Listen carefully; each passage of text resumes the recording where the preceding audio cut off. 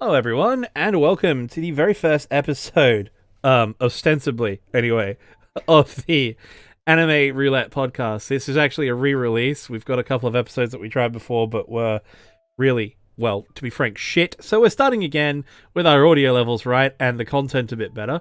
My name is Pacman. I am the host of Anime Anarchy. I'm the guy who you always tune in for. And I am joined today by my friend. His name is Vee. He is a manga aficionado, does some slightly on the DL things in bringing manga to you in English and in high quality.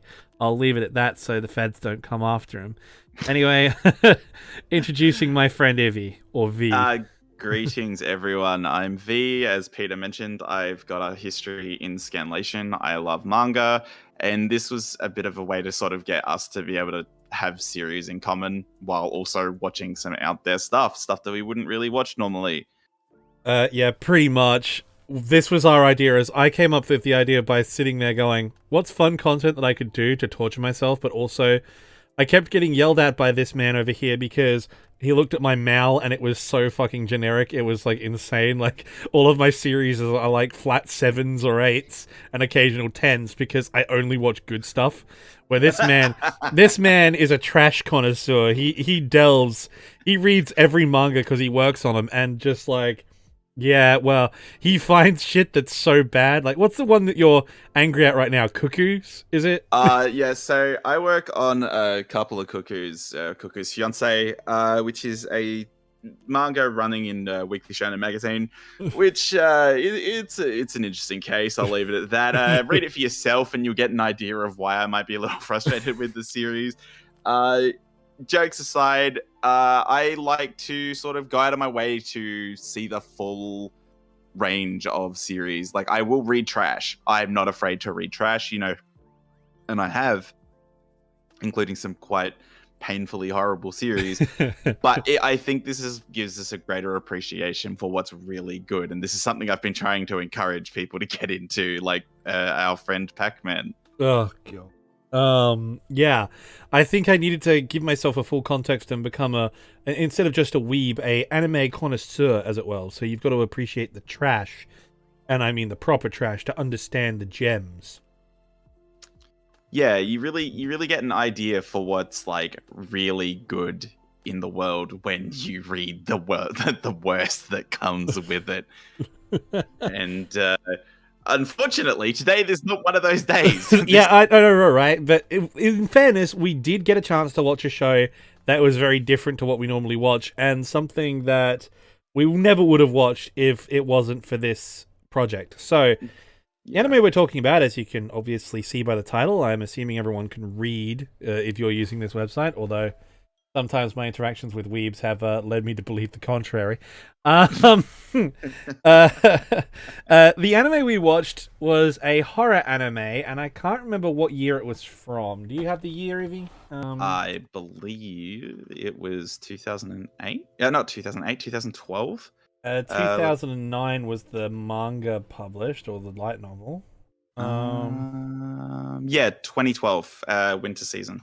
Yeah, so winter 2012. So the anime is called Another, released in 2012, and it is basically the story of a young man who goes back to his hometown after a family tragedy or something of the like. It's very unclear early on why he comes back. Yeah, he's come back to his town. His dad's fucked off to India, so he's just come to Yama because reasons. Because anime disease. He's come back to his. I'm returning to my hometown to meet my childhood best friend, who I haven't seen. You know the drill. Fucking every anime does this once in a while. So yes. Before we go any further, can we just talk about his fucking name? All of the characters in this series, I actually had to write every character's name down because I was really struggling. Because with names like Sakakibara, Koichi, or Teshigawara Naoya, I was like, why are these names so long? Look, why honestly, does everyone in this story has a long name? The only character's name who I remembered was Mei. Was Mei, because Mei Misaki is a standout character. She's on the cover, and Saki Kabata. So the two main characters are the only two people I remembered. Everyone else was like, there's the jock who's the dumb one but got a heart of gold who wears his tracksuit round his waist. There's the cute nerdy guy who's trying to hold it together, while not being a bad guy. Here's the guy who's really sick, as opposed to the main character who's also really sick and who's obviously nothing bad's going to happen to this guy. There's the strong tsundere class rep who I definitely didn't retroactively proclaim best girl because I love Haruhi and she gives off Haruhi vibes. You've got all these characters, and I was literally filing them by that. So besides the two main characters, I was filing them by their role in the story because, Nurse was best girl, but we'll get into that anyway. The premise of this series is Homie comes home to his hometown and transfers into this new school, and the school he is transferred into has a deep and dark, disturbing history with an evil curse. That means once a certain thing happens in the plot, namely there's an extra person on the roster of the classroom who is not supposed to be there because they're dead or a returned spirit or something. Once they join the class, if they don't do a certain thing or act a certain way, people will start dying every month until the curse either ends or until they stop the curse somehow. And that's the objective of the show. And it starts off centered around Misaki Mei, the weird girl with the eye patch, and sort of, well, Jesus Christ. So this is going to be my official spoiler alert warning from here. So we're going to be talking about this show, going on in the spoilers, and we're going into break down the story. But if there is any chance that this might interest you, which I highly recommend it, I should say now that we both recommend this show and we enjoy it, I would say that you should go watch it first and then come back to listen to us talk about it, because holy shit. Yeah, this is something you kind of have to experience firsthand. I was talking to other people, and other people knew this series, and somehow I've navigated extreme weeb spaces for nigh on a decade now, and I have never ever interacted with anything about another whatsoever. So when I went in blind. I had no preparation whatsoever for what was to come, and that really worked well. I feel like it might not have been quite as hard-hitting if I'd had a few spoilers, but it worked. Yeah, it worked. I think I went into the show knowing exactly sort of the basic outline of the plot, because I had watched a Glass Reflection review on this when he released it in 2012. So this was years ago, but thank you to my photographic memory, I sort of went back and went, hang on, I remember Arcada talking about this, and sure enough he had. And watching that review back, I think he was unwarrantedly harsh on that show. Hold that thought, because I've got thoughts that we'll get into later. But there's definitely things to talk about with the plot and the structure of the show, but overall I think there's a lot to enjoy here. Yeah, I do think so. But first, we actually should probably start talking about the show. So yeah, basically, just a quick recap. Homie comes home to his hometown and gets put into a school. He transfers into his family's OG school, and the class he's put in has a curse on it. That means if they don't actively fight the curse, and I've given the spoiler warning, if they don't treat someone like they don't exist, if they don't take countermeasures to prevent the extra person in the class who's actually dead or a zombie, if they don't protect the class from this extra person in the class who shouldn't be there, they will all start dying one by one from accidents, or the universe basically starts killing them one by one. And the whole story of this anime is about who dies, how they die, and the quest to stop it from happening. And I'll go into this in the episode 12 discussion, but I like how they wrapped it up. But we should start with episode 1, shouldn't we? Yeah, I'd like to just say straight off the mark that what the fuck is up with this school? This school is fucked. Not even getting into the supernatural shit. Who the fuck is running this school? There is rust everywhere. There is fucking... This is basic safety checks. This is shit that a safety inspector would look at and be like, no, you can't go on that roof. It's clearly about to collapse. this shit is fucking mental. And like, it's really funny because it's like a common trope in horror media. It's like, yeah, the creepy sort of haunted school. And I was like, why are people not more concerned about the fact that this school appears to be falling apart at the seams? Is the government giving them no money whatsoever? Well, I was actually saying that it's got to be it as well, because I was noticing the same thing about the fucking hospital. My guy, like, oh my god, even the Queen, like even the Queen Elizabeth in our hometown, like, doesn't have that level of rundown, right? Like, not even. I've been to Darrow country hospitals, and they are like fine compared to this hospital. This hospital, there's visible rust. You can't have visible rust in a hospital. They're drying their laundry on fucking. They don't have dryers. They're hanging their laundry out on the roof. And like, I get that, it does happen a lot in Japan, but still, this is a hospital. I feel like there should be more priorities about hygiene here. Yeah, I know, but like, it was crazy. So, like, Homie wakes up in the hospital. The first introduction we get to him is like, "Oh, we're so sorry that you're sick all the time. That you've got this lung condition. We're really sad about you." Also, props to them for giving him an actual definitive condition and not just giving him another case of anime disease, right? Like, they actually give him a condition. Same with the other dude who has a heart condition. They actually, because they give him collapsed lung and the other guy's got like an actual heart condition. I'm like, oh my god, it's actually concrete. Although I've read that apparently in the novel or the manga that certain people do have conditions that aren't examined. But like, yeah, props to them in the anime for being like, no, we're going to give him an actual condition here.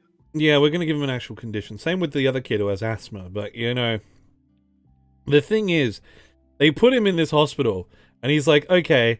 And then we meet Best Girl for the first half of the show, the nurse, right? Who's talking to him. Yes. And she, like, you know, establishes his character. He's a literary nerd. He likes art. You know, he's a decent, normal kid who's a bit nerdy and a bit weird. So we're like, okay. He likes horror novels. Because at one point, you catch him reading Stephen King. And you also catch him reading Call of Cthulhu. Yeah, that's right. So he's a cool dude. And then we go through all of this, and then he's walking around the hospital late night talking to the nurse, the Best Girl. Why are all the lights out? I've been in hospital wards. They turn out the lights in the wards at night, but in the hallways, the lights are always on. Yeah, because, you know, people are walking and patients need to go to the bathroom or something, or like, you know, nurses are walking around. They don't walk around in the dark. Yeah. So he goes to the nurse's station and talks to her, and that's when he runs into Misaki. And that's when she's just there. She's just by the there. way. Which is a really nice little, like, the way it's directed is really good because it gives the impression that he walked into the elevator and just ignored that there was someone inside of it. Because let's be real, you walk into an elevator, you can see the whole elevator. Yeah, you can. There's not really anywhere to hide. So there really isn't. May was hiding in the top corner like a spider. And no, she's got a Romulan cloaking device. She just sort of appears and disappears at will. No, but she's in there, and he runs into her, and they have this whole moment, and they do the uncanny valley thing. You know what I mean? Yeah, they sort of create the idea. They create a very ominous aura around May's character early on, and this clearly attracts a horror aficionado like Koichi, like off the mark. He is like, it's like I wrote in my notes that it's like she's fucking crack cocaine. He is like hooked. The instant he meets her, he's like, I'm in. I'm gonna talk to this girl every chance I get. She says, "Don't talk to me." I'm gonna talk to her anyway. Like, I that's the thing that gets me, right? We're sort of gonna. I think it's probably a good idea that we sort of meld the first couple of episodes into one section because it's all the same thing. There's this whole internal crisis that's doing the uncanny valley. Like, is she a ghost? Because this is a horror anime, and we're thinking, is she a ghost? Is she real? Because everyone sort of is acting like she doesn't exist, right? No one sees her, no one talks to her, and he's like confused as fuck because he's like, she's right there, guys. What are you talking about? And this is the one thing that sort of plays in later into the plot where the student council or the council of countermeasures or whatever they want to call themselves are all Yeah, they're all like chatting shit about how if you know he'd just played along with us from the start, everything would be fine. If he just treated her like she didn't exist, we could have avoided the curse. I'm like, you went to see him in the fucking hospital when he first arrived and didn't tell him shit. This is one of the big things because they're like, oh, if only Akazawa wasn't sick on the first day of school, this wouldn't have happened. And it's like, you saw him in the hospital. You could have said, hey, there's some shit up with this fucking class and you need to know. This whole thing could have been avoided. This whole tragedy could have been avoided. But that's the funny part is that, like, they later established it doesn't fucking matter.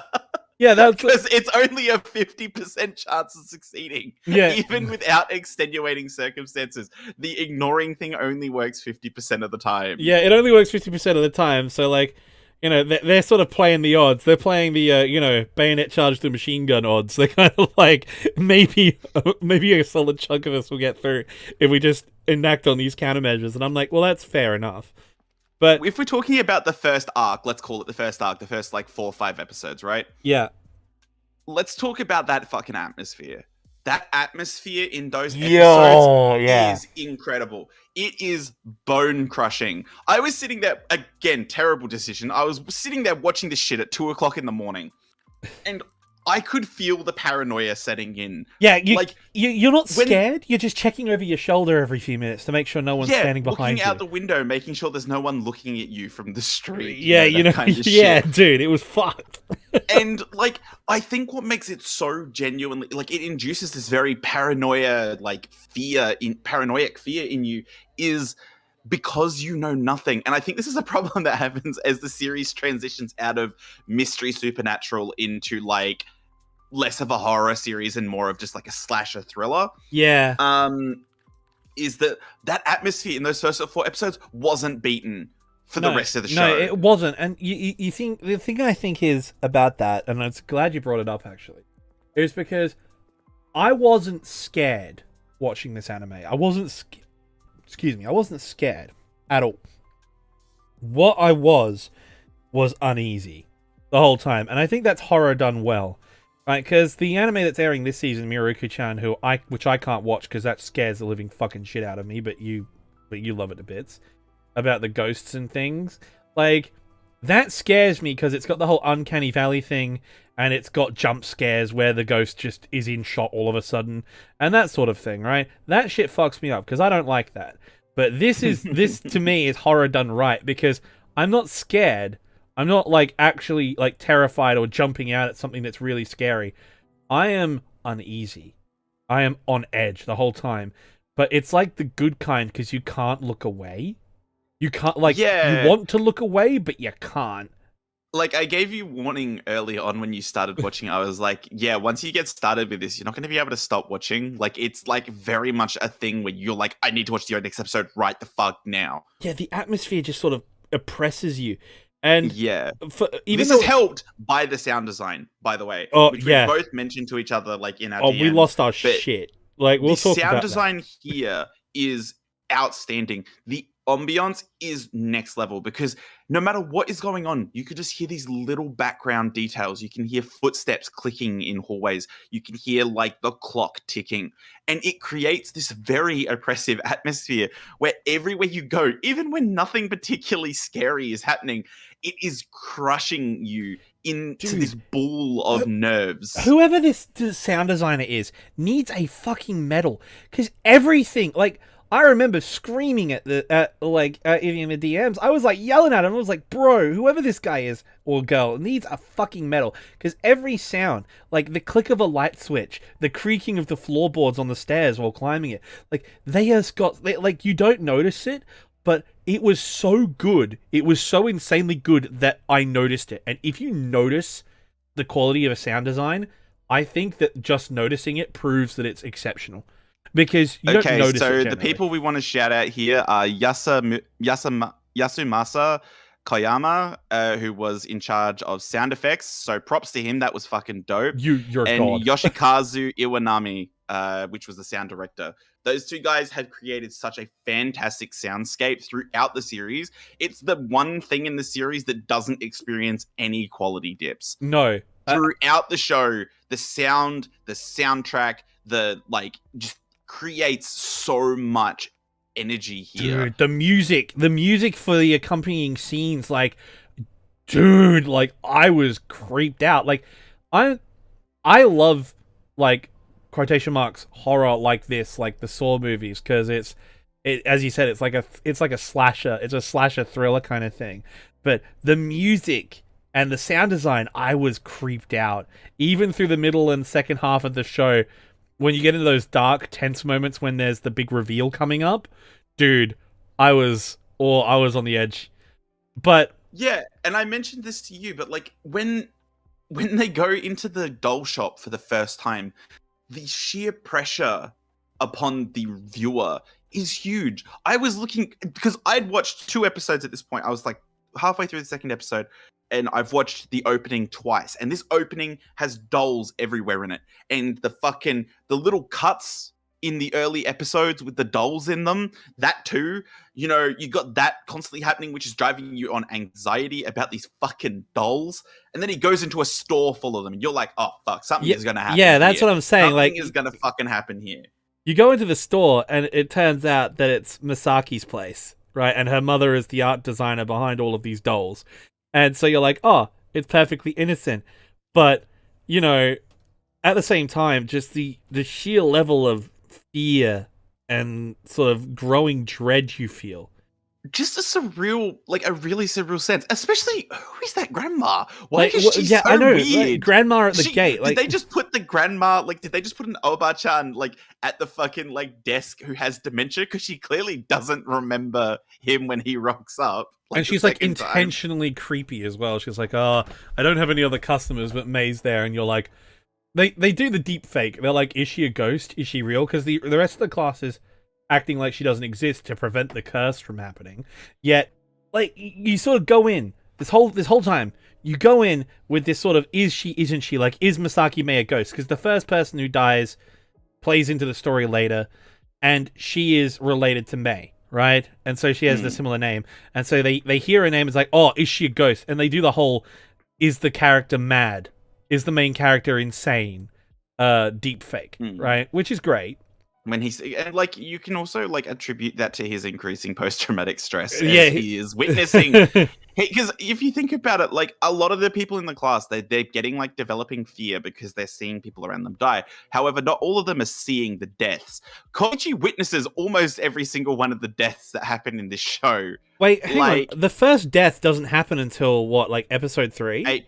So the first death on screen happens in episode 3. Yeah. 3? Yeah, I think is episode 3. Right? Yeah. And so, for the first 2.5 episodes, the interactions between May and everyone else give this impression that you're like, wow, is she actually a ghost? Is she actually a ghost? No one else is acknowledging her presence, but he is. So he talks to her, and they hang out, and he's hanging out with her. And every time he tries to bring her up to the other students, they say, don't talk about it. No, don't ask, whatever. And then, all of a sudden, episode 3 hits, and the curse kicks in. Because technically the curse has already kicked in, because... It's just that they weren't aware of it. They weren't aware of it. They thought, oh... And technically it's 2 deaths, because her mother dies as well in a car crash. Yeah, so her mother dies in a car crash, and... She falls down the stairs and gets impaled on an umbrella by the throat. Yes. Which I can't say it enough, but the detail they added there, the fact that you could see the umbrella indent her throat as it punctured. Ugh, oh, dude, the death scenes in this anime are what make it, okay? This is what makes this anime so good, is the death scenes are fucking wild. They are the greatest part of the whole show, because when you know the curse is happening, because the curse has technically already started, and that's a big plot point because Misaki's cousin had died earlier on, which turns out to be something different a bit later, but we're going to keep some things under wraps, obviously. That sort of happens, and that gives context to what happens next, which is freaking the deaths had already started, but everyone said the deaths had already started in April, right? But they were brushing it off. They were like, no, everything's fine, no problems. And then Umbrella Girl happens. And I don't even know her name. It's Umbrella Girl, right? Her mum dies in a car crash at the exact same time. Sakuragi Yukari. Yeah, but and her mother is Sakuragi Mieko. And she dies in a fucking car crash. But this girl hears that her mother's died in a car crash on the phone, panics, sprints out of the classroom, and then turns around with her umbrella, comes back the other way.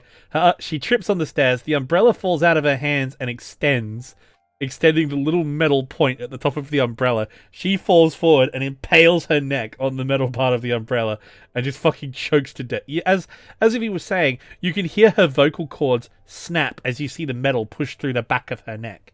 And I'm like... Yeah, sound design there was insane. I was like... And that's something that happens repeatedly with the kills. Some of the sound design in the kills, the I'll kills. talk about the one later that I'm going to talk about. Yeah, that's definitely going to be my, like, peak sound design.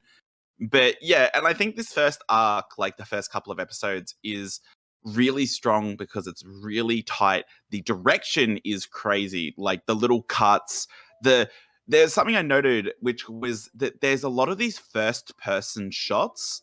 Yeah, there really are. Like we're looking through Koichi's eyes, but this drops off after the first couple of episodes, which I felt a bit weird about because I was like, I really liked it. I created this really surreal air. Yeah, I thought so too, but at the same time, I kind of liked the fact that they went for the more wide shots because, as you say, it sort of morphs from horror when they sort of...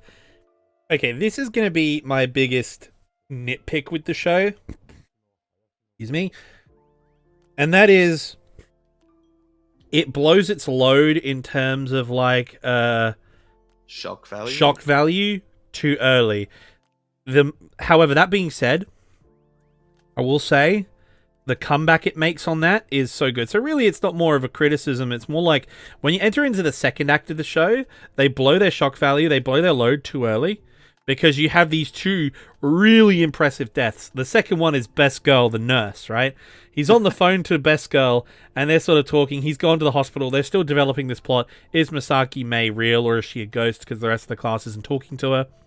Eventually, it's established that, yes, she is real. One of the other students says, you mustn't talk about her. She's real, right? But we can't talk about her because of class rules to stop the evil from spreading.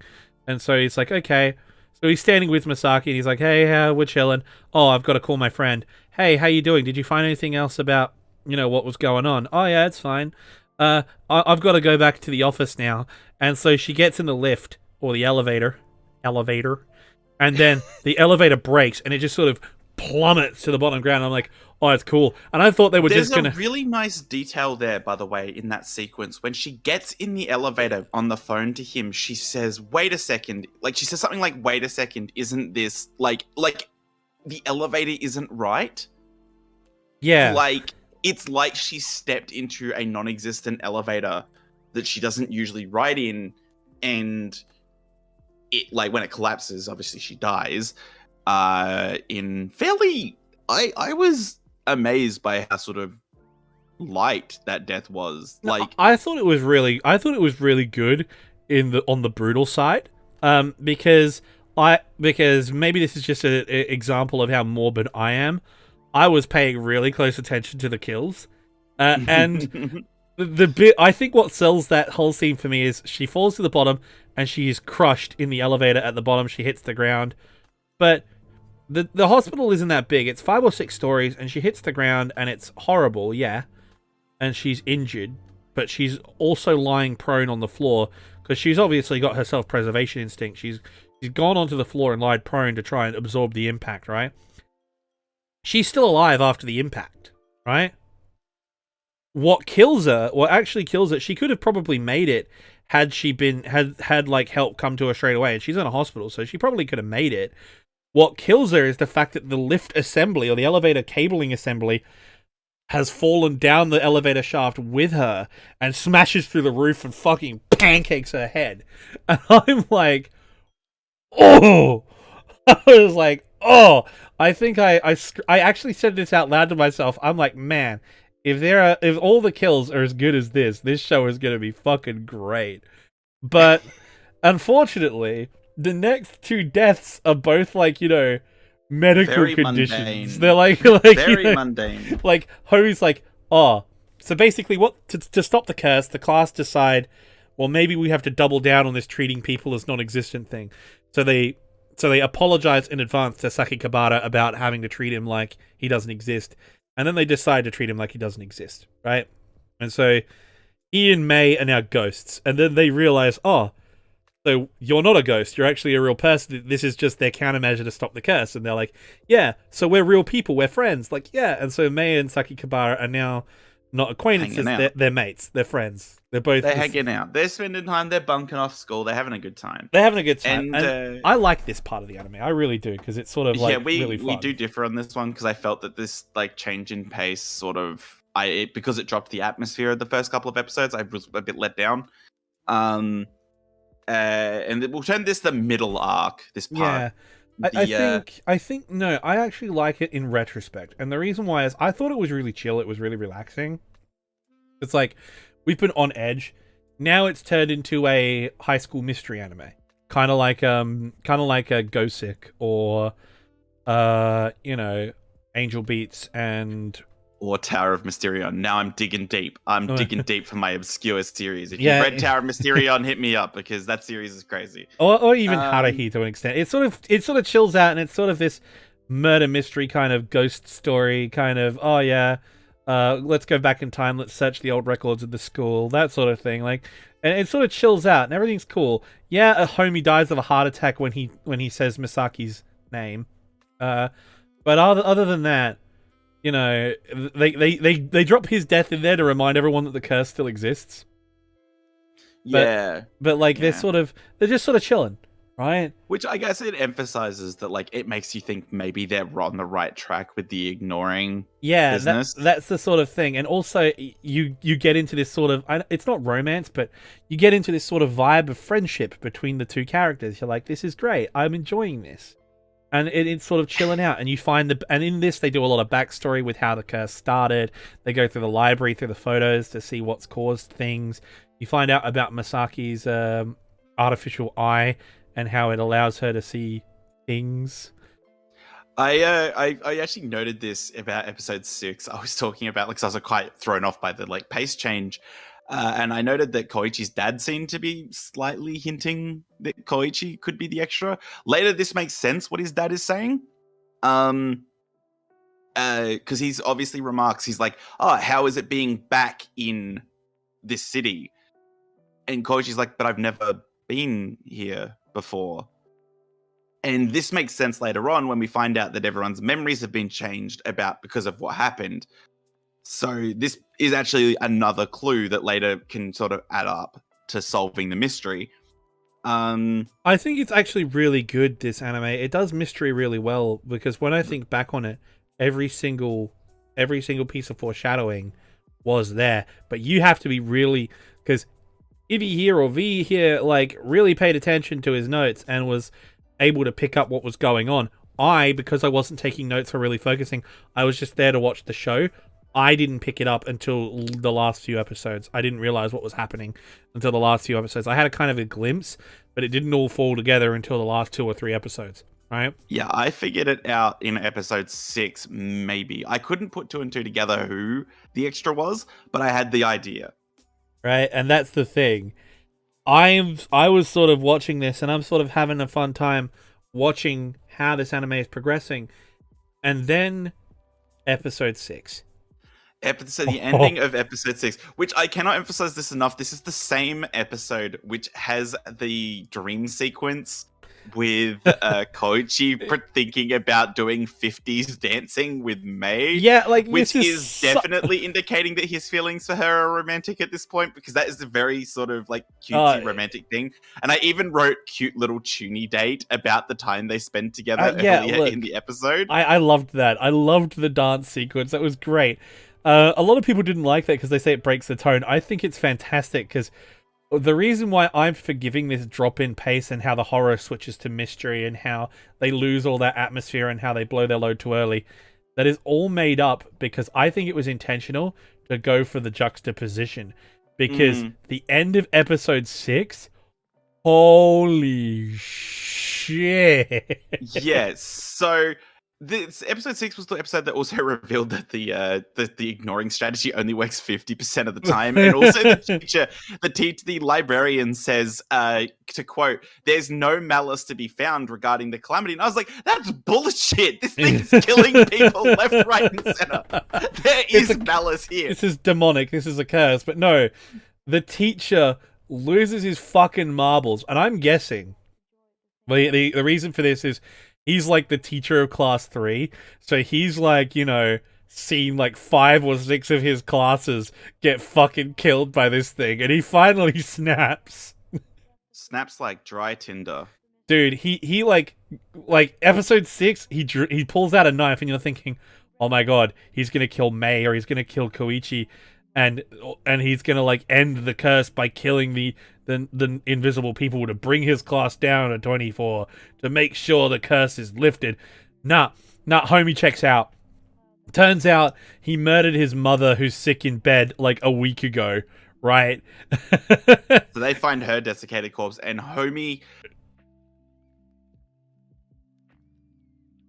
after his mental breakdown, so hard that he pins himself to the blackboard before yanking it out and turning into a human fire hose. Which, again, anime, I love you, but humans are not fire hoses. We do not spray blood.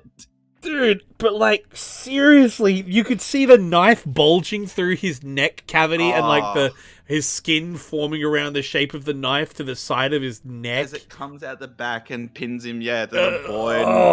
Dude. Oh. Straight through. Oh, I was like, holy shit. I think I might include a screenshot of my conversation. I might screenshot our Facebook conversations and post them in the little thing. Like, I was like, what the fuck? Oh my lord. Like, it is fucking crazy, the shit that happens here. Like, just the way that played out was just mental. I was just like, holy fuck. Like, we had the same thought at the time. It was like, man, like, it doesn't even matter if they survive this shit. There is no amount of therapy that is gonna save these kids. Like I said, I literally wrote in my notes, no one is getting out of this without a decade of therapy. That's if they survive. Then in the aftermath of this, the class starts talking to him again, to him and Mei again, and I noted that was a bit weird. Like, I get that they're like, well, obviously this shit ain't working, so there's no point in it anymore, and it does create this weird sort of like, now we're friends, and I was like, but you guys aren't really friends. You've sort of hardly talked. Like, you guys are just sort of weird strangers. I mean, like, now Koichi was bonding was through friends trauma, I guess. Like, the main character was friends with the class before he got isolated, so he was making mates with the class before he got isolated, so I think that counts. But even so, right, I think what got me truly and properly invested after the teacher shanked himself, this is the moment where I was like, I'm gonna rate this show like at least a 7, if not higher, was the sort of the beach arc, where they go off and they think, oh, we're safe. We're doing some investigation. We've worked out a way to save the class. And granted, to be honest, after we had gotten all the background on the extra student and shit, I kind of knew what the angle was going to be. You're going to have to kill the person who's already dead to stop the curse, right? That's how you're going to have to stop the curse. I figured they were going to do that. It's pretty evident pretty quickly. Like when he said, when the character who gives him this clue says, "Oh, my sin," I'm like, okay, he murdered the student who is the extra person, and that stopped the curse. So this is what they're going to have to do. But the way they did it, the way they did the reveal with the fucking class when they go off to the beach, and the way they sort of sucker punch it by saying, oh my god, it's not restricted to the town. Even if you're outside the town, you can get killed. And it's like, no, actually, he hit his head while leaving the house and died when he tried to go swimming because, he had an aneurysm and an embolism in his brain. It killed him. But holy shit, the boat running him over? Fuck. Dude. I thought, and also that was such a cool thing that they were like, oh no, he didn't die there. He died because of this head wound he had from town. And I was like, that's awesome. Which is why he was car sick at the start of the episode and why he was dizzy. Like, it made sense, right? Like, it's great foreshadowing. Yeah, it's excellent. And yeah, like we both like. Yeah, I like the majority of the beach episode. Like I felt I would have enjoyed it a little bit more had they emphasized that the kids were putting on a farce. Like these kids are all traumatized from going through things, so they're like clutching to normality in order to like be kids. They're just kids after all. Yeah, and that's the thing. Like, I thought that It felt like a little bit too like not like snapped away. Although I liked at the end when they all just were sort of like PTSD staring at the water as like the bloody ruins of their friend was that's lying the thing. there. Like I thought it actually worked because as both of us have gone through PTSD experiences, I can kind of see that we do the same thing. Like people who have had PTSD do a very similar thing where they sort of like cling to the normal in a sort of escape, if that makes sense. And so that was a whole good arc, and I really liked it. But I think we should talk about the resolution. About the final arc. Yeah, because 10, 11, 12. Dude, because holy shit. Okay? The arc they go searching the building, the old school building, because the guy who they talk to that killed the old other student, the guy that they talk to, he says that I left the way to get out of this in the old school classroom. So they find an old cassette tape, and they find out that if they go on a school trip to a shrine in the mountains, that will save them, etc. They find out that they have to kill the person who's already dead to stop the curse that year. Cool. All right. Everything is fine. Everything is great. We know how this is going to go. And then it doesn't go like that. And then it doesn't go like that at all. No. So they sort of go through this arc about finding out what the thing is, and it does what we said they were going to do. They're going to have to kill the ghost, right? They're going to have to kill the zombie. All right, cool. Yeah. And I like at this point that in episode 10 we also get like a hint at the thing with Koichi where he's met Azakawa? Yeah. Azakawa earlier. Akazawa, sorry. That's awful. Anyway, Akazawa has a dream where she remembers him, you know, holding her hand, and as they helping her out because she hit him in the head with a can. But like in the dream, he's wearing a hospital gown, like a hospital like pajama style gown, right? Yeah. And so you're like, oh my god, is Koichi like? There's some shit going on here. Like there is some serious shit going on. And you think that he actually might be the extra person. Yeah, and this has been hinted at a few times with stuff his dad has said, with stuff that, you know, like his dreams, he's literally dreaming that he is the extra, and this is like building that sort of pressure on it. And I really liked I felt like this captured it quite well, but the attitude of the class during the class photo, yeah, I thought was really good. They're like, just what like the fuck? Everyone's just like, I don't want to be here. I don't want to die. No, man. I don't want to die. But what I think was really good about that whole arc is they think going to the shrine will save him, and then the small class group who have taken it on themselves to kill the zombie, to kill the person who's already dead. They bring the tape with them because they didn't get to finish the final section of the tape where they find out that's what you have to do. And so little bitch boy gives it to the head of countermeasures and they listen to it. And this is where the show goes off. Shit. This also, show can we goes just emphasize off. that, like, the scene where May is like to Koichi, come see me in my room later.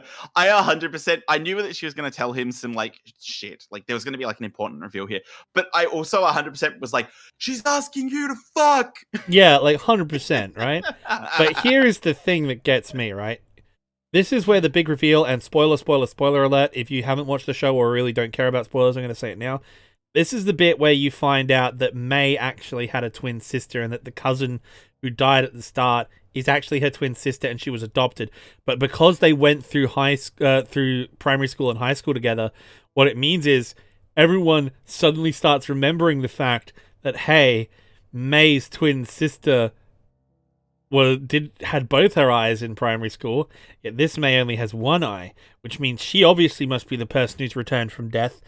because she's been brought back wrong. Because she's been brought back wrong. Yes. Which is really funny because there was no indication that the extra had been brought back wrong before. Yeah, exactly. There's no extra. It's all about, but it's playing. They brush that off by saying it's the paranoia of the students who have lost their minds. Which, let's be fair, they fucking have. Yes, yes, they have, and this becomes very evident very quickly. But what got me was it wasn't even. So basically, here's what happens: the class president or whatever, head of countermeasures. They find out. So they find out from the tape. The council finds out from the tape that they have to kill the extra in order to stop the deaths. And then her second in charge, which is chick with the glasses, psycho bitch, Sugiura Takako. And keep in mind that her two best friends, like two of the kills that you don't see on screen, her two best friends died. Like the day before. Well, one died. The other one went crazy because her brother got killed. Yeah, right. That's right. One died, and her brother and her friend's brother got killed. And her cousin or whatever was the Umbrella Girl. So there's basically all of her mates and family members have died because of this situation. She's been the one who suffered the most during this whole thing, and she fucking loses it. She fucking goes nuts. She is gone. Like, she is nuts. And it's fucking hilarious when this happens. It is fucking hilarious because she snaps and in this scene, she's covered in fucking blood, and it's like, what the fuck happened? Meanwhile, you've got the main crew and they're fucking starting to snap because you've got fucking old mate sports jock, which is Teshigawara. Yeah. Teshigawara is he in his paranoia shoves his childhood friend out the window, thinking that he's the extra, and that if he kills him, that this will all be over. This, of course, isn't the case, and the dude doesn't die. This, however, causes the dude to snap as well and start killing people. Yeah, but this is the thing. This is the greatest. Meanwhile, the owner of the hotel, who is tangentially related to the class, the grandparents of one of the class students, they fucking snap as well. She turns into an axe murderer, kills her husband, sets the room on fire, and then starts killing students. Yeah, and all of this is happening, and while all this is happening, the crazy chick puts the tape on loudspeaker, and I was losing my shit while watching it because I was like, battle royale, and yes, it's a battle royale. Everyone now thinks Misaki Mei is the other, but the fact is, some of the class have worked out through their own devices that she isn't, so she can't be it, and then other parts of the class think that maybe the other chick is, so the whole class turns on each other, and holy fuck, everyone starts dying. Everyone. She killed me in my notes because I was like, Takako's killing people. Oh my god, she just nailed him in the nuts. And she does. She just fucking boots Koichi so hard in the fucking nuts. And he just goes down like a sack of shit. Because as a guy, you aren't fucking taking that shit and going. Because holy hell. No, she is gone. The school manager being an axe murderer. What I love about that, or the manager of the hotel rather, being an axe murderer, what I love about that is you're not given any advice or any hints that she's related to the class in any way. So, so when you see that start happening, you're like, oh, this is taking the piss. There's an axe murderer now. She just starts fucking murdering kids with a meat cleaver. Right? And this is insane. This is fucking crazy. Jesus So Christ. according to the wiki, Keiko only actually successfully kills her husband. But other people get hurt by her, but no one dies from her. Whereas the students are the ones doing the primary murder here. And can we just emphasize the when the dude opens the backdraft in the kitchen and gets fucking fried. Boom! Gone. Dude. Motherfucker gone. Then we've got the fucking chandelier comes down on the students. Yes. No one dies. Which, by the way, I 100% thought that was going to kill them because it had been foreshadowed in the opening. Yeah, but it didn't. And then that dude gets up, walks across the room, and just bang, and gets splashed by the post. By a pillar. Yes, this is my favorite kill because he survives the chandelier, crawls free, and he's like, I'm gonna make it to freedom. Boom! I laughed. Like, this whole sequence, I was laughing and cheering. And I don't know whether that means the show accomplished it or it failed its goal, because I didn't care about any of these people. I wanted to see as many of them die as possible. Like, the chick who fell out the window. Holy fuck. Oh my god. Dude. That scene... She's clearly gone nuts because of the death of her brother has, like, driven her, and her best friend has, like, driven her completely fucking spare.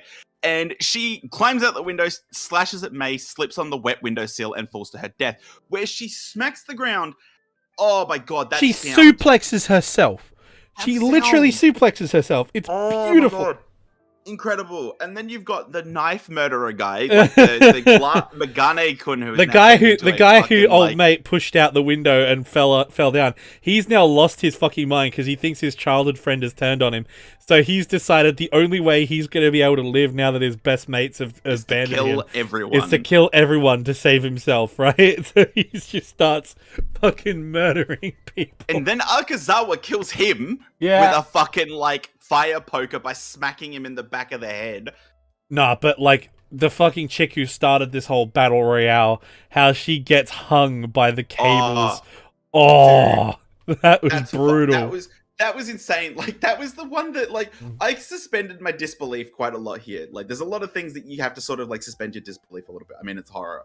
But that one was the one I really struggled with because I was like, this is ludicrous. Yeah. Like, even for this show, that one, I was just like, what? What the fuck? I was like, I had to watch it like 3 times to figure out exactly what happened. Yeah, because... So she runs into the wires, gets tangled and wrapped around, and then they wrap around her, like, chest, arms, and neck.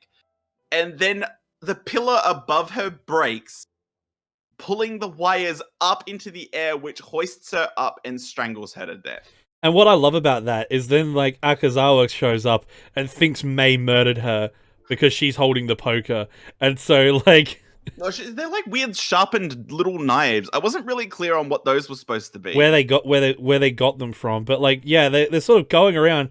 And so she just tries to kill May, and then Koichi, like, smacks some sense to her. And then Akazawa, who was then my follow-up best girl, she dies after getting into a fight with May on a balcony, only for the balcony to collapse and the glass assembly above the balcony along the front windows of the hotel fucking shatter and impale her.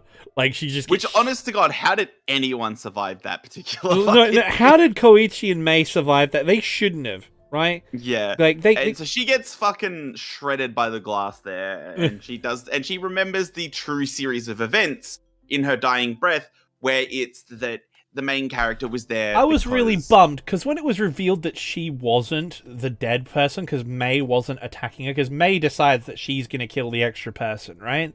Yeah. But when you figure out that she's not the dead person, I really wanted her to live. I really wanted her to live, because she was great. And I'm like... Well, because that was a nice piece of foreshadowing. So I'm actually the other way, where I was like, I like that Akazawa got done in by the glass, because it had been foreshadowed so heavily. Like, so many people had almost died due to glass falling and didn't, and then she's the one who gets killed by it. I'm like, oh goddamn. But yeah, that was fucking crazy. But, like, I suppose we should nominate best death sequence from the whole hotel thing, and I vote categorically it is Homie getting crushed by the chandelier and surviving only to get taken out with a pillar.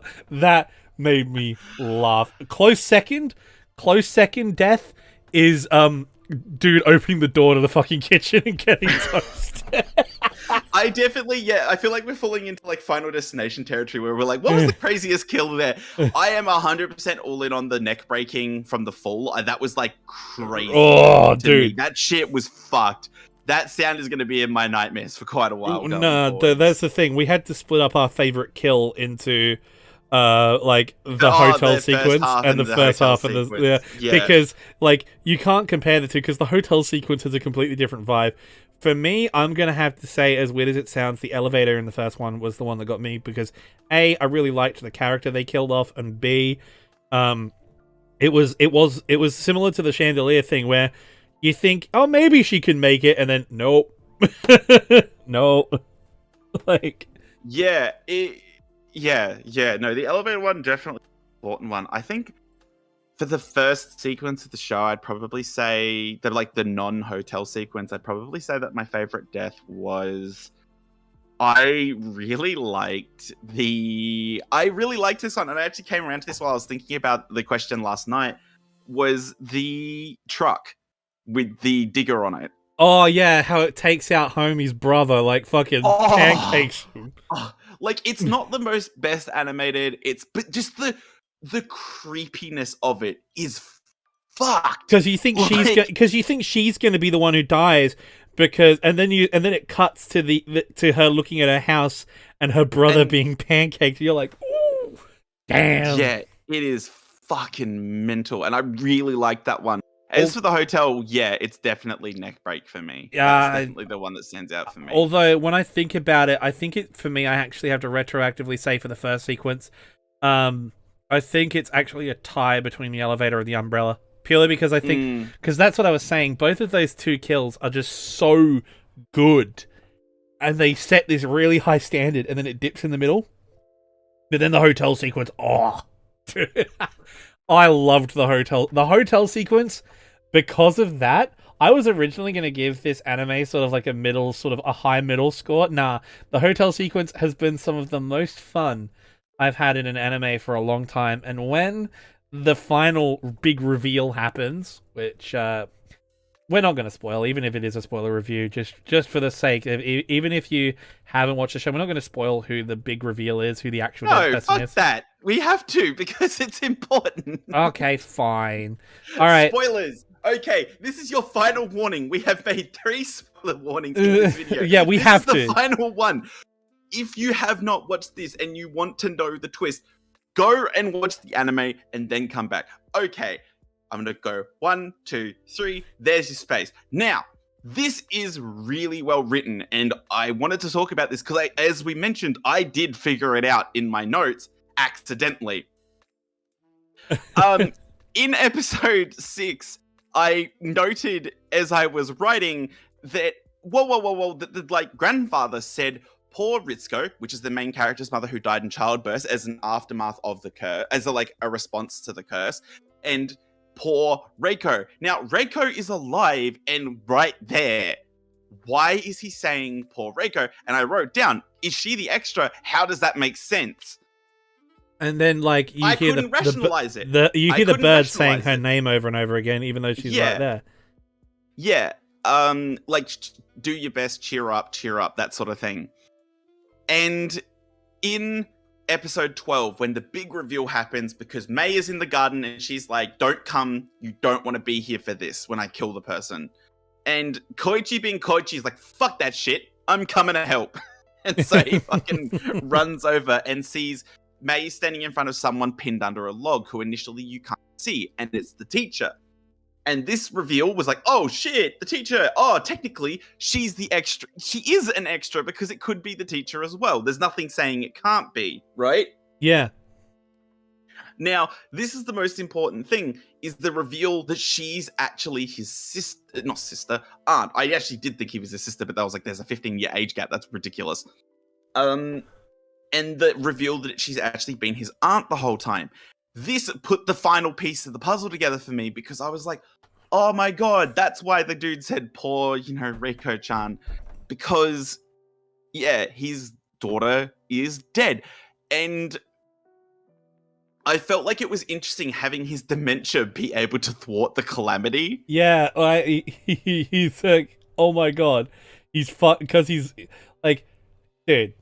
Could you imagine being a dad and both your daughters die? Like, oh, that would be the worst. That would be the actual... In quick succession, not in super quick succession, but relatively like early for their life. Like, they shouldn't have died when they died. Yeah, it was fucking wild.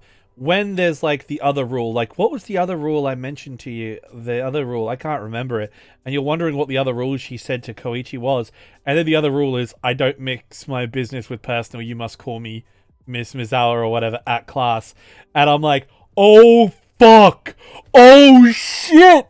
And then I was losing my mind. I was like, holy fuck, it was so good. Meanwhile, there was me screaming in the background, vindication! No, but what I love about it is that's the thing. To catch it, you had to be on the ball to the extent that you were taking notes, right? That's how on the ball you had to be to catch it. As someone who was just going in, I'm just here to watch the anime and see what I think, which is our dynamic, by the way, in case you hadn't worked this podcast out yet.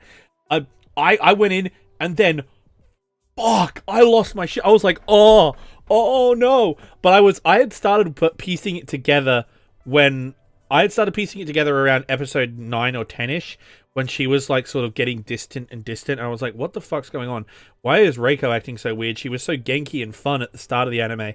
And then the moment when Mei said, you don't want to come out here, I knew who it was, and I was like, oh, you gotta be kidding me. And then there was the reveal. I was like, oh my fucking god. And the fact that Homie does it himself. Yeah. The fact that he's the one who does it. I believe I'd have to check, and I don't have quite the energy to just go back and watch 5 hours of anime to figure this out myself. But I'm fairly certain that it's one of the few moments of pure silence. In the whole show.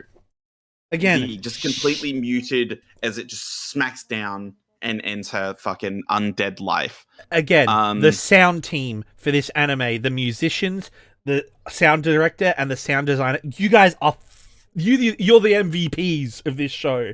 Without you, it would suck. All right, I think we've covered enough of the plot. I think we can cover some more general thoughts here, because we've been going for a while now. So let's get these thoughts out. Okay, so you lead us off. Give us your general thoughts on the overall show and how you felt about it. Okay, I'll give my overall thought. I'll just tap my mic for effect. Like, there you go. Yeah, I definitely didn't flail my hands to talk with my hands and hit my mic accidentally. I'm a professional. Okay. Overall thoughts on the show. I had a blast with this show. And I'll say why. Mainly because the show hooks you in with the sort of... It's got the hook right. Can we just say that the hook of this show is excellent? The way it sort of grabs you. Is it like, am I going to give this anime, like... Am I going to recommend this to everyone, and am I going to say, look, this is a cornerstone of anime that you have to watch in your life? No. I will say that right out the gate. You can go your entire anime watching career without watching the show. And you'll be fine, right? It's not an Evangelion or a Violet Evergarden. It's not something that I'm going to say everyone has to watch. But, am I going to say that it is worth your time? Yes. It was worth... For a 12 episode, this has...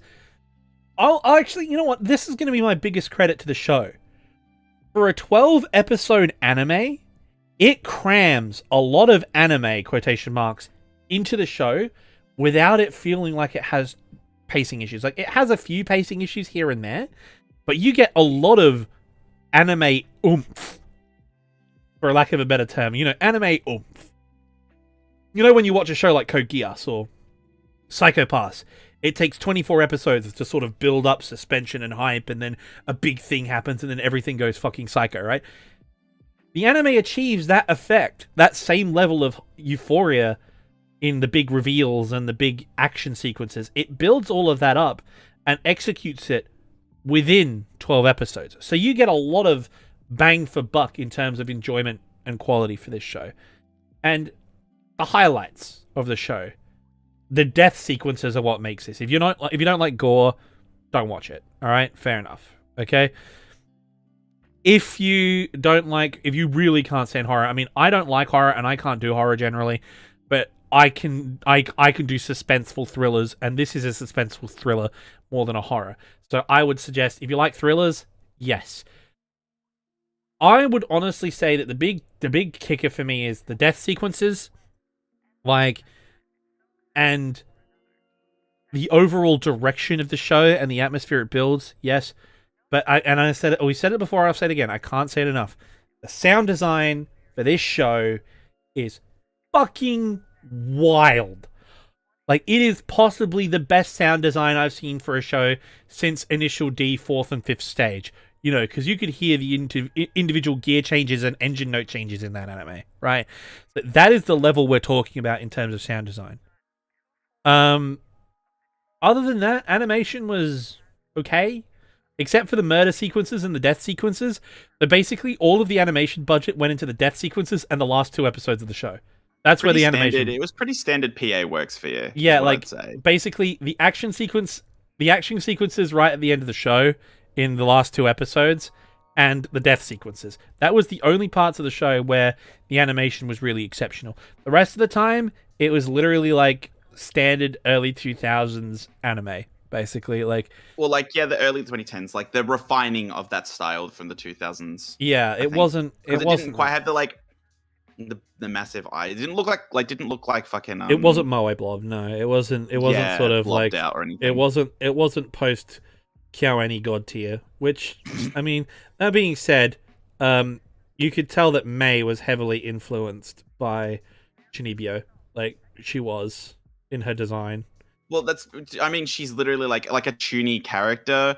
Yeah, the like the because like Toonie as like a style existed prior to it. I mean, they aired like a season apart, Yeah. like the two shows, because another came when. Oh no, another aired first. Oh wow, really? Yeah, it aired in winter 2012. Did, And Shuribyo, the anime, aired in fall 2012. oh, I'll stand corrected. Even so, you can Um, you can tell that they were both like you can tell that they were both sort of the same idea. They were very similar, although Rika does the Love Chinibyo and Other Delusions is a very sort of in Kyoma Rika kind of grandiose tuning, whereas May is the sort of Rei Ayanami sort of dark and scary tuning. Jack and Rudy. Yeah. All right, so I'll take it. I'll take over my side now. I like the series a lot. Like I said, those first 4 episodes, phenomenal, blew me fucking away. Like that's gonna be like my default for like what a horror anime should be. Those first 4 episodes, so fucking good, so fucking good. After that, I did feel like it lost the plot a bit, like I've discussed throughout the sort of with discussion. I felt a lot like because the kills were happening to people who, like, at least with that first girl, she'd had interactions with the main character, whereas the dude who died from the boat barely had been on screen. The dude with the heart attack only had one conversation prior to that. You know, then the sequences with the brother dying, I don't even know who he is. So, yeah, whatever. The Yeah. girl going off the cliff with her family, I was like, all right, fair Oh enough. yeah, I forgot about that. Yeah, exactly. Like it sort of blurs into one, and it becomes a little bit like it emphasizes that people are just fucking dropping like flies, but yeah, definitely feels like it's peppered in, and yeah, it loses a little bit. And the conclusion, I think, as a standalone arc, is very good, but connected again to the first arc, I feel like yeah, it doesn't quite make the. And I did my biggest problem here is as the mystery begins to get revealed, I felt a lot of the not hype but interest sort of wane a little. It's Yeah. still great, don't get me wrong, but as they start revealing information, I was like, oh, okay. Oh, Like, this is the direction you're going. oh, Yeah. May's not a ghost, okay. The curse is real, okay. We can solve it like this, blah blah blah blah blah. And I was like, okay, making it concrete gives a sense because it gives the characters a route out, that sort of thing. They don't just have to fumble their way into it. And yeah, like I said, I did like it. I did like it a lot. I'm actually going to jump in on that with you in that regard. Is that I sort of I felt the same way getting to the middle, like they're revealing the mystery. Okay, now that we know the mystery, what's the point of this show? Why is it sort of why like okay, so I want to see the conclusion because I'm already too deep, but like the culmination of the mystery loses its impetus, right? So you're like, okay, let's just build it up during the end. Let's get through to the end. We'll see what happens. But again, the show is redeemed at the last moment by the Thunderdome. Like when the chick goes, oh yeah, she plays the tape to the class and says, right, this is how we solve the mystery. Every man for himself. And I'm like, when they did that, and then they've got the psycho killer, and then all of that, it was like, yep, okay, this is going in. This is getting a much higher rating than it was originally going to get now. um, yeah, it's a. Oof. Yeah. I'm gonna talk about the biggest problem I had with the core plot, and it's May's eye. Ah, yeah. This is a problem because once, like, it's revealed in the last couple of episodes that she has the power to see death. Now, this is one thing early on. Like, if she can see death, she knows who the extra is and didn't really think it was relevant. Fine. That's okay. But once they know that, once they are aware that there is, that by killing the extra person, they can stop all of this, right? They can stop all of this. That is 1, 2, 3, 4, 5, 6, 7, 8, 9, 10. 10 deaths. 10 deaths can be prevented by killing Reiko earlier. And she knows who it is. She has an awareness. And this also twists in with the fact that she can remember seeing her get killed. Yeah. She witnessed the murder firsthand. Everyone else, even the fucking main character whose memory was altered so severely he can't remember that he came to this Yomiyama before this, can't remember that he went to this funeral. Naturally, that makes sense. That makes sense that his like mind has been altered in that way. What I can't wrap my head around is why May can remember that. And I was okay with it purely because like they sort of hint at it early on, where she says this eye allows me to see things that I shouldn't, right? And I was like, yeah, it's a supernatural horror show, so I was like, okay, that makes sense. I would have accepted if they at least were like, oh, it's because she almost died, she's close to death, so it's a little harder for her memories to be like altered or whatever. But they didn't justify it. But like, I can understand why that's frustrating because it sets up this whole sort of thing about why it's so important, why this situation is what it is, and all of that sort of shit. And then when you finally get down to it, again, it's it is the old-fashioned Deus Ex Machina kind of effect. It's not it's not a deal-breaking Deus Ex Machina, but it's still a pretty big one. yeah, it kind of frustrated me a little bit. Let's be real. But I guess that's about it. I don't think that's about all I got to say because like the rest of the show is fucking good. The characterization here, it's not the strongest in the world. It's definitely the part where I feel like the show was at its weakest was with the characters. Yeah, May is really the only good one. Really, a lot of them are just sort of archetypes who don't really have a lot of development. We just sort of see them degrade, and that's kind of like standard horror fare. I've sort of had to learn to accept that horror is a genre. It doesn't have like huge amounts of character development. It's more character regression, which I kind of dig. But yeah, like a lot of the characters sort of just fill a role as sort of like an archetypal character. You know, she's the class president. May's like the creepy girl. Koichi's the investigating horror guy.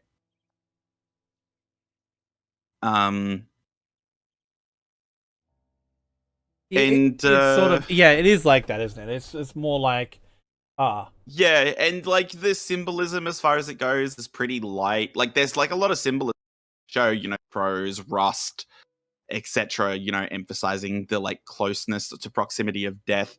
You know, when they go into the original classroom, it's rotting, literally rotting apart. All this sort of thing, and I feel like it's all pretty standard fare. There's not like a lot to talk about there. So maybe we should just get into what we ended up giving it as a rating. And explaining the rating systems that we'll be using going forwards, because I think me and Peter are going to be using slightly different rating systems. Yep, so my rating system is going off the traditional MAL rating system, which is like basically the like, you know, 1 to 5 is like you know, terrible, bad,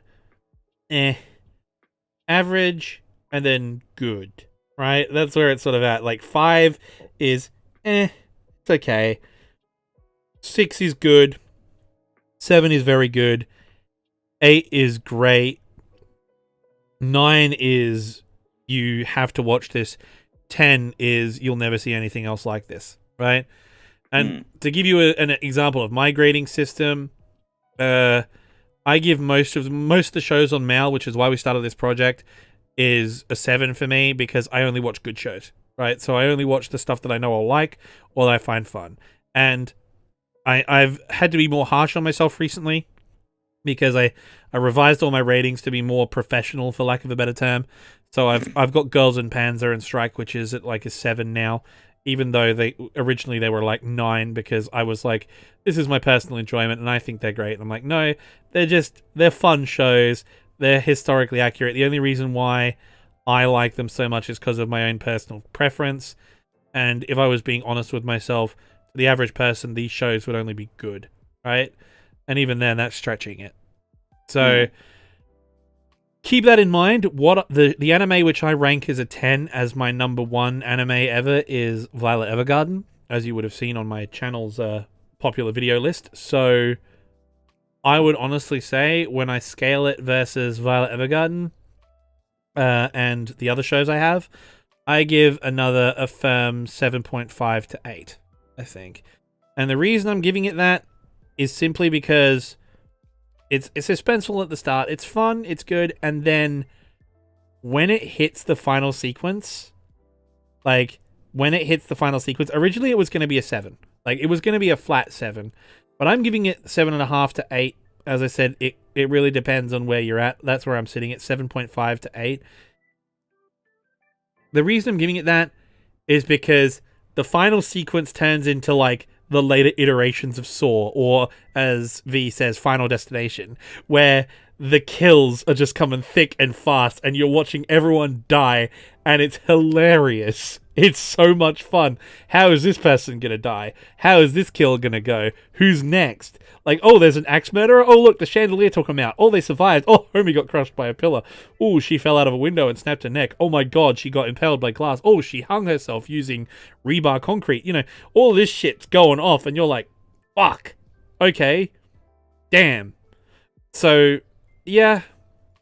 I think I've got a screenshot I can put up here in the middle section where you said to me, it was like, yeah, your rating's going to jump when you watch the last couple episodes, and yep, you were correct. So, yeah. So your final rating is... Final rating, I'm gonna give it...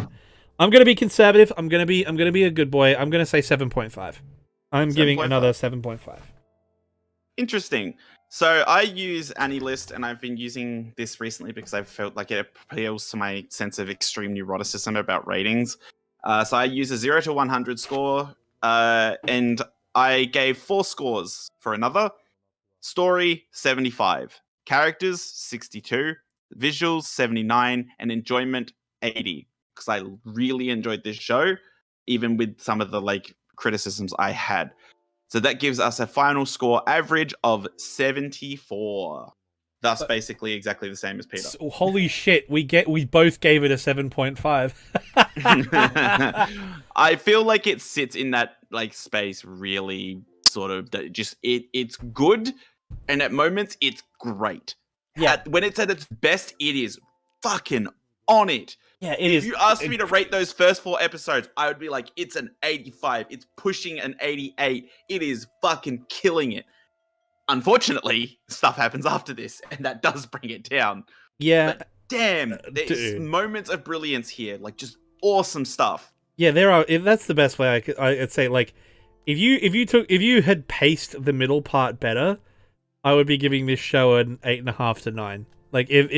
If they had kept up the horror intensity, if they had gone... I think I know why they did it, because they were going for the juxtaposition. Insanely good start, middle of the show lull, absolutely batshit ending, right? If they had done that, I think that's why they did it, and in that case, I reckon pacing is genius. But if they'd kept the horror going a little bit more and then transitioned directly into the Thunderdome, I think it most likely would have been a bit better. Purely because, if they'd kept that feeling of unease going through those downtime episodes, if they'd kept it uneasy, if they'd kept it oppressive, and then hit you with the Thunderdome as the cathartic release of all that built-up tension, I think it would have been maybe an 8 or a 9. But 7.5, I think, is fair. Yep. I'm giving it the 74 out of 100. I definitely recommend this to anyone who has a craving for something spooky. I know that we've just missed Halloween, and that is unfortunate. Yeah, it's unfortunate we just missed Halloween, but it really is a good Halloween show. I advise it. But okay. Alrighty, this means it's time for So, as we've explained before, we will be rolling at the end of an episode. We will roll for an episode that has between 1 and 26 episodes and was released in the last 40 years. Yep. 50 years? Yeah, I guess. Last 50 years, yep. All right, I rolled for the last one. Okay, yep. Would you like to roll for this one? Yep, link me, my guy. Although I will say, honestly, that we do have an old episode that was never released on our original Which run-through. we do plan to release at a later date. Which we do plan to release at a later date. So as a lost episode. Yeah.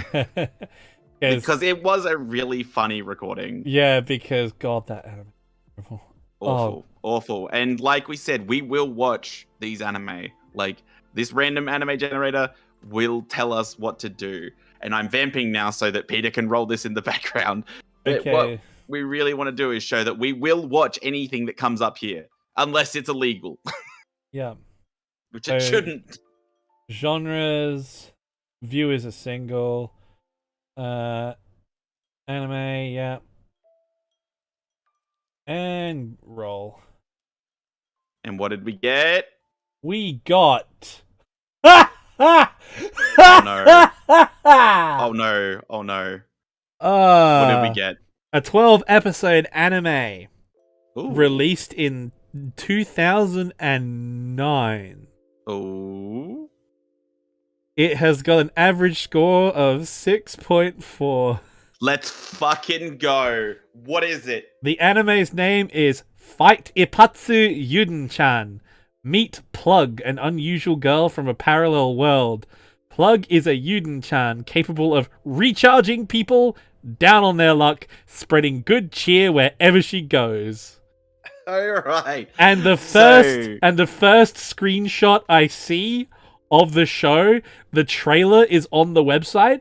The first screenshot in the trailer is a panty shot. Boys, we're going in! Yes! God, this is terrible. This is terrible. We've rolled the shit anime. Its tags are comedy, ecchi, sci-fi, and shonen. Yes, this is terrible. I love that. We start with a banger and then we get this. Oh my god. I'm very excited. I'm very excited. Very not excited myself. No, you can't say that on YouTube. I will commit Sudoku. Yeah. Sudoku. So, in conclusion, watch another. Probably don't watch the show that we're gonna watch next.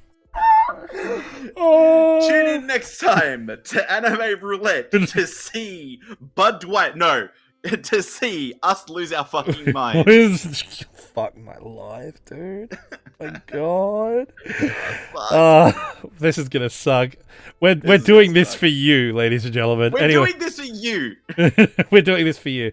All 13,500 of my subscribers. I mean, probably only 1,000 of you are going to watch this podcast regularly, but for those 1,000 of you that do, we appreciate you. Anyway. We hope you come with us on this ride, because we aren't giving up. We are going to go the whole way. It doesn't matter if we roll something that has an average of 3. If we roll X-Arm, I will watch every episode of X-Arm in one day, and I will write copious notes on it. Oh, God.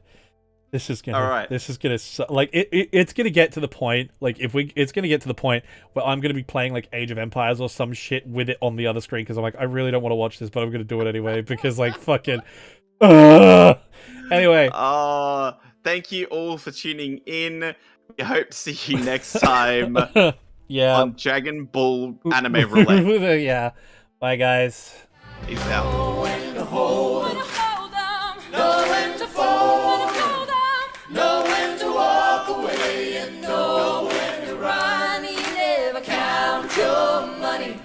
When you're sitting at the table, there'll be time enough for counting. When the feeling's dark, you gotta know when to hold on, know when to fall, know when to walk away, and know when to run. You never count your money. When you're sitting at the table, there'll be time enough for counting. When the feeling's dark, There'll be time enough for